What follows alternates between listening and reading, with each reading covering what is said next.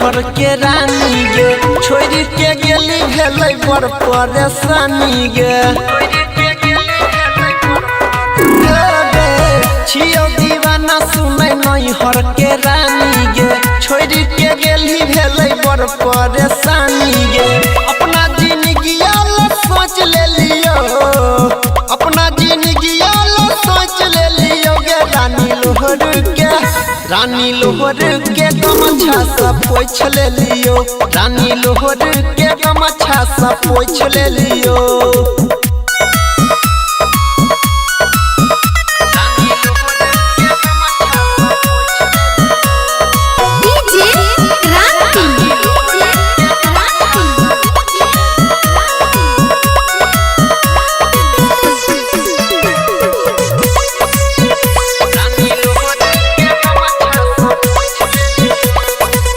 बात नहीं बुझल ही नहीं कोई हमारा फीलिंग के तोड़ दिली देने रहियो जियो वाला सिम के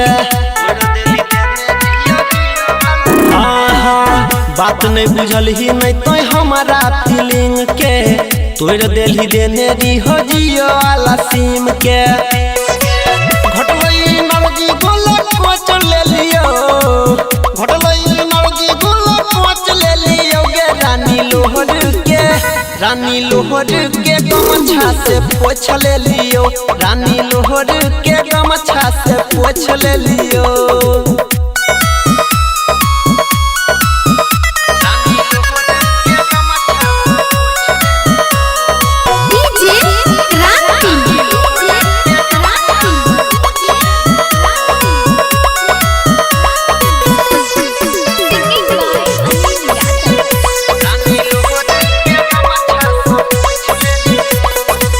प्यार के जान तो बनाई दिलही खेल गे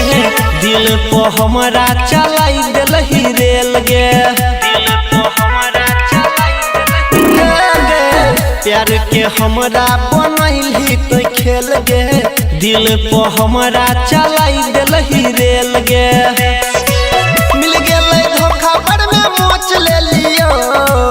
मिल गेलै धोखा पर में मोच ले लियो गे रानी लोहर के गमछा से पोछ ले लियो रानी लोहर के गमछा से पोछ ले लियो।